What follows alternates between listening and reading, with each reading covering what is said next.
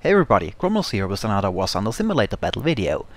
This time I fly a BF-109 again, just a plane series I really like.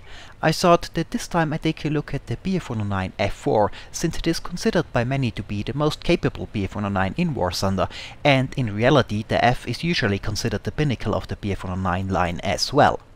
So let me give you a quick overview of the plane before we take a look at a few fights in it. Now, the F of course introduced many aerodynamical advances over the earlier E series, a different cowling and spinner, rounded wingtips, and a few other things. The improved aerodynamics increased the plane's speed of course, as well as the acceleration in the dive. The changes and structural improvements that became necessary though also made the plane a bit heavier, so the wing loading of the F is higher than that of the E of course. Now, while the F had already the airframe improvements, it was the last BF-109 that used the DB601 engine instead of the DB605 that was used from the G onwards. The F1 and F2 had the 1180 horsepower DB601N engine, which was already used in late E models. The F4 had the 601E though, with 1350 HP takeoff power. Quite an increase, and in combination with the still very low weight of the plane, that gave the 109 F4 an extremely high power to weight ratio for its time. The DB605A in the G2 does develop 120 horsepower more, but is also a little bit heavier. That in combination with the weight increase from structural changes means that the F4 has even a slightly better power to weight ratio than the G2, despite the somewhat lower horsepower. The 605 does have a higher critical altitude though, so it will be able to keep its horsepower up at higher altitude. Something that really matters in War Thunder Simulator battle though. Now, as I've already mentioned, the BF-109 F4's wing loading is higher than that of the E, but still a little lower than that of the heavier G2. So the plane can still turn with some of the opponents it will meet quite well. For example, the F4 will outturn a LA5FN, while the G2 turns slightly worse than a LA5FN. And with its great power to weight ratio, it can deal with most things it can't turn with in the vertical or simply outrun them. There are some exceptions of course, as always, like the Yak-3 for example, but of course that is also a plane from 1944 that has no business being on the battle rating it is. But overall I would consider the BF-109 F4 to be among the most capable planes around its battle rating, and as most BF-109s, simply a joy to fly, which of course is also because the BF-109 line in general has in my opinion the best flight models in game currently. One thing I don't like about the F4, and the reason why I personally like the F1 better, is the armor plating in the rear. It's not as bad as it is on G2, but it takes away a lot of your rear visibility, which I personally consider to be very important for vertical maneuvers and especially for defensive flying. Evading an opponent behind you can, in my opinion, be only done really effectively if you can see your opponent and react when he is about to get lead to fire. Evasive maneuvers being done blind are usually just not that effective. Well, let's take a quick look about the firepower. Armament of plane is of course well known, a single 20mm MG151 cannon firing through the propeller hub and two 7.92mm machine guns. Now, the machine guns don't do much beyond adding a bit of green color to the tracer mix, but the cannon is of course decent, even though I have to say I get the feeling it was more powerful before 1.70. But maybe that's just me. Still, the cannon has a nice amount of ammo, so you rarely run out and have to rely on the useless machine guns. Well, that's some basic info about the plane. Let's take a look at a few fights in it. The first fight I want to show you takes place on the defense of Stalingrad map. I flew pretty directly towards the objective, using the impressive climb rate of the BF-109 to get some altitude while doing so, and as I close in on the Volga, I can see a single plane coming my way on lower altitude and I start to descend towards it. It's a LA5 and at first it looks like he has not seen me, and since I can turn with one just fine and there are no other planes nearby as of yet, I just go directly after the LA5. The LA5 goes into the loop as I close in. And I follow the LA5 into the loop and slowly get my crosshair closer to the enemy plane. Here I make a bit of a flying mistake though. I pull a bit too hard and stall and roll the plane, but I can recover quickly enough, roll back around and get back on the LA5, which is still pulling up in the loop. I slowly get lead on it as it pulls up in front of me, and I aim in front of the LA5 and fire a burst. I lead a bit too much though with my first burst, and it passes in front of the LA5. and we loop around again. But my plane does better in those kind of maneuvers, and the next time the LA-5 pulls up in front of me, I can get closer to it and behind it, and I get a better opportunity for a shot. I fire a second burst, and this time I hit it and take the LA-5's wing off. Now I go into a slight climb and regain some altitude while checking my rear for possible enemy planes that come to help the LA-5. I want to move away a bit from the city and climb again, regain some altitude, and then look for more targets. But as I look back again, I can see another plane approach from below and behind me. I can't identify it right away, and I don't know what energy he's on, so I put my nose down to speed up and ask for assistance in case it is needed. As I look back, I can see that I can outrun the enemy plane just fine, and I can also see that the enemy plane has a radial engine, so at first I assume it is another LA-5, so knowing I can turn with one, I come around to attack. I turn around and I plan to go up in a high yo-yo turn as we merge, but as we do so I can see I misidentified the plane. It's actually an I-16, with which I can of course not turn, so I press the nose down and use my superior speed to open up the distance. As I look back, I can see a friendly captured LA-5 closing in, answering my earlier call for assistance. I can see some tracers, but I'm not sure if they're from the I-16 or LA-5. However, the second time I look back, I can see the I-16 broke off to deal with the LA-5, so I go up in a loop to turn back towards it and attack from above. The I-16 turned around and is closing in and attacking the LA-5, which at this point is also turning. As I get closer, I line up the I-16 and fire a burst, but sadly no hit. It seems my shots just passed in front and behind the I-16's wing, and I pull back up. I keep an eye on the I-16 and loop around for a second attack. It seems the LA-5 got some distance from the fight too. As I come back down, I fire again, and this time I get a good hit and the I-16 goes down, and I go back up to regain some altitude. However, it does not take too long until I can spot another plane again. At first I think it might be the LA-5 coming back, but I can soon see that it is an enemy plane. A Yak this time. The LA-5 is below me. I call for assistance again, expecting more enemy planes showing up, and I keep an eye on the Yak as I come around. At first it looks like the Yak might go after the LA-5 below, so I tighten up my turn to get there faster and assist. But then the Yak instead comes around and flies towards me. I am however on a higher energy level at this point, and when I go up while the Yak turns behind me, I end up above it and loop around to get into a position to attack. However, as I come back down I can see the LA-5, the friendly one, below me, and just as it moves out of sight I can see some more red tracers. At the same time though, another enemy plane, another LA-5, comes up in front of me. So there were indeed a few more enemy planes on the way. As I loop around I can see that the Yak and the enemy LA-5 are on lower altitude than me, but I can also see the second LA-5 going after a friendly one, so I decide to come down behind that one to assist. The LA-5, being focused on its target, does not see me coming. I fire a quick burst, but I miss, so I turn after the LA, line up a second shot and fire again, this time hitting and setting the LA-5 on fire, and it is going down. So I pull back up and look around for threats, and soon I can see the Yak and the second LA-5 have taken this opportunity to get into position to attack me from. It seems the enemy LA-5 has a shot on me, so I pull into him to throw off his aim. A friendly LA-5 is attacking the enemy one though and keeping him busy. But I can't see the Yak at the moment, so I assume he is still nearby and I call for some assistance. By now a lot of friendly planes have closed in on the fight, and if the Yak is behind me I only have to keep him busy long enough for someone to shoot him off my tail.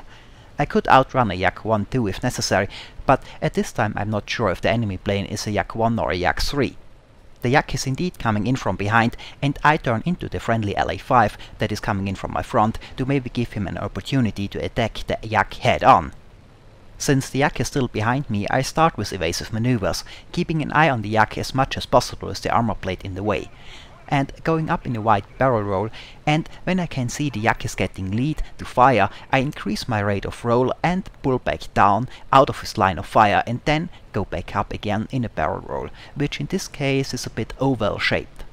By now 2 BF-109s are behind the Yak and attacking it, and the Yak has taken damage. But he still tries to go after me instead of evading the BF-109s, so I just keep up my evasive maneuvers. The Yak is also getting closer and closer and about to overshoot. Even if the BF-409s behind him don't get him, he won't be behind me much longer. But the BF-409 behind the Yak fires a few more bursts into it and seems to get a few more hits, doing enough damage to the Yak that it eventually crashes into the river. Well, and that was the last plane in this area at the moment, so that's it for this fight. The rest of this match was not that exciting, and ended shortly after in a loss because of ground units. Well, let's take a look at another fight. This one takes place on the Road to Grozny map.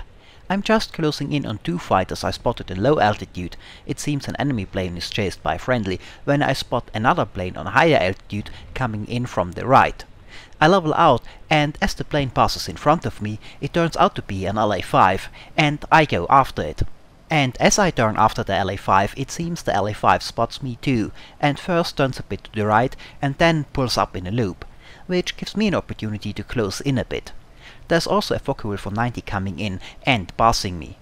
Now the LA-5 seems to be an FN, which, because it is lighter, turns a little bit better than the earlier LA-5, but I still have a slight turn rate advantage. I try to get a deflection shot on the LA-5 as it passes in front of me, but I aim a little bit too high and my shots pass a bit above him. I follow the LA-5 up as he goes up again and matches his flight path on a bit lower altitude to hopefully slot in behind him when he comes back down again. The LA-5 keeps up his loop and I follow, slowly gaining, but the next time he goes up, he rolls around and comes back down again. I hope I get a shot at him as he passes in front of me, but I react a little bit too slow and I can't get my nose in position in time, so I have to come around and follow the LA-5 back down. As the LA-5 goes back up though, the Focke-Wulf 490 comes in and fires a few shots at the LA-5, but now I can spot another enemy plane, a Yak, dive down behind the Focke-Wulf 490, so I switch targets to get the Yak off the 190. I line up the Yak and fire a few bursts into him. I get hit but no major damage it seems. The Yak turns, and since it can turn better than me, I pull up to go into high yo-yo turn to get back behind him, but the Yak stalls and enters a spin. I'm not sure if he's going down, but the LA-5 is still around and I assume he will have used the opportunity to go on the offensive again, so I look around to try to find him. And indeed, as I look back I can see the LA-5 coming in and I have to go evasive. I got a bit too slow when pulling up, so my evasive maneuver started a bit slower than I would have liked, and I take a hit. Now the armor plate gives me a bit of trouble and I have a hard time looking around it and locating the LA-5 again. So I have to do a few random evasive maneuvers that are not tailored to what the LA is doing. Luckily, I eventually find the LA-5 again to my left with the Focke-Wulf 490 behind it. Now that I can see it again, I can tailor my flying to what the LA-5 is doing. I go up in a wide barrel roll, focused more on elevator authority than roll to use my slightly better turn rate, and when it seems the LA-5 gets lead on me, I increase roll rate a bit for a second to roll out of the way. And then I go up into another barrel roll, my usual defensive move. Now the LA-5 is getting closer and closer and the Focke-Wulf 490 is putting pressure on it too. So eventually the LA-5 has to break off with the Focke-Wulf 490 in pursuit. And I come around to go on the offensive again too. Now the LA-5 pulls up and the Focke-Wulf 490 takes the opportunity to finish off the LA-5. But at the same time two more enemy planes show up and slot in behind the Focke-Wulf 490. One Yak and another LA-5, not an FN though. The Focke-Wulf 490 pushes the nose down and starts evasive maneuvers of his own, with both enemy planes going after the Focke-Wulf 490 and closing in. With both of them focused on the Focke-Wulf 490 though, I can get behind them to attack. The three of them start to turn to the right and I go into a shallow high yo-yo turn, come around and slot in behind them. I at first aim for the Yak in the rear, and as I get close enough I fire a burst and get a few hits. No major damage though it seems, and then I fire another deflection shot as the Yak pulls up and get a few more hits. Then I push the nose back down to get the LA-5 off the Focke-Wulf 490. I get a hit on the LA-5 and he breaks off his pursuit of the Focke-Wulf 490 and turns to the left and then continues straight a bit. I fire a second burst and get another hit, and then when the LA-5 starts to turn, I get another deflection shot. I follow the LA-5 as it pulls back down, but it can't pull up in time and goes down. With the LA-5 down, I pull back up and start to climb and move away a bit from the scene. The Fokker 490 flies the same direction and announces that he will return to base, and I think about doing the same to get more ammo. I have already used quite a bit. But as I look back, I can see that there's another fight in progress behind me on slightly higher altitude, so I turn back around to assist my team. Now the fight does seem to be on a slightly higher altitude than I am at this point, but it is also some distance away, so I can get some altitude back myself while moving there, and planes in a fight tend to constantly lose altitude. So I assume at least some planes will be lower than me by the time I arrive. Now as I get closer I can see a few planes above me, some friendly and some apparently enemy, but then I can also spot a yak in front of me on lower altitude passing in front of me, and I decide to go after this one. The yak comes my way and I keep an eye on it as it passes below me, and then I come around to go after it. But before I can get behind the yak, a friendly captured yak comes in and gets behind this yak. And since it is a bad idea for two planes to focus on chasing after the same target, I pull up again and keep an eye on them to cover the friendly yak, in case someone comes in to help the enemy one.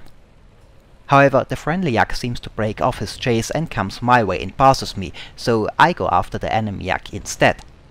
I can close the distance pretty fast and get in fire range. I fire 2 bursts at close range and I do some damage, but it seems the yak is still in the game. I pull up and 2 friendlies chase after the yak, so I decide to stay above them for a bit. Again to cover the friendly planes in case more enemies come in and attack them as they go after the damaged yak. If they get attacked I can get behind the attackers. Now I stay with them a bit, but I lose sight on the enemy yak pretty soon. So I'm not sure if they are still chasing it. The Fokker 490 below me is starting to trail smoke, so I focus on him a bit, not being sure why he's doing that, and if he's indicating that there are enemy planes after him, though I can't see one, so I assume he's just doing it so a wingman can't find him. Shortly after though, I notice some AA fire, and when I look back up, I can see another enemy plane, another LA-5 by the looks of it, coming in from slightly higher altitude. I call for assistance to make my team aware that there's another enemy plane in the area, and keep an eye on the newcomer while going into a slight turn. As I do so, it seems the yak from earlier finally goes down. Now I can see the LA-5 is turning into me, but a friendly yak is already behind him, so I pull up and come around in a barrel roll to evade, and also to hopefully give the yak 1 a good shot on the LA-5. I go back up again in a second barrel roll after the first one, and it seems I can roll around the LA-5 and slot in behind him, but the yak 1 is already on him and gets him first. Now as I rolled around the LA-5 though, I could see another yak, an enemy one, going in the other direction, so I turn around to go after this one. The yak 1 apparently had a good amount of energy though, and after pulling up ends up above me and I can't close in quickly. So I stay behind the yak for now, slowly accelerating and getting closer. It seems though that another fight has erupted in this direction, and the yak 1 is heading this way and has not noticed me yet, so I hope I can eventually sneak in close enough for an attack. I am now getting a bit low on cannon ammo, so I want to fire at close range if at all possible. As we get closer to the fight, a 109 is diving down from the fight to our right, and the yak follows. The turn gives me an opportunity to close in a bit faster, but I'm still pretty far away.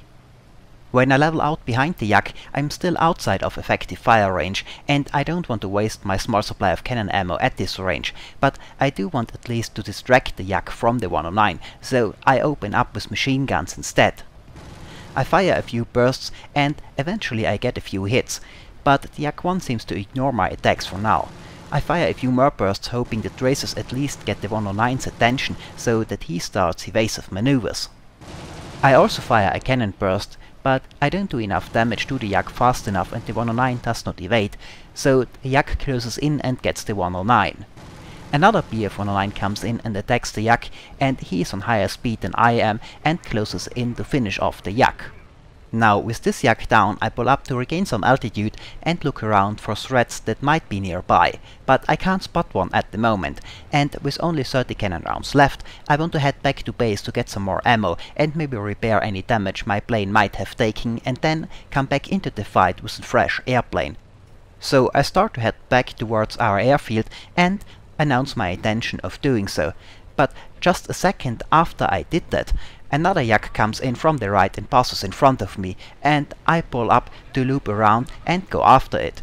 The other 109 is doing so as well, and I can see a second enemy fighter going after the 109, so I call for assistance again and go after the fighter that attacked the BF 109, a LA5 FN it seems.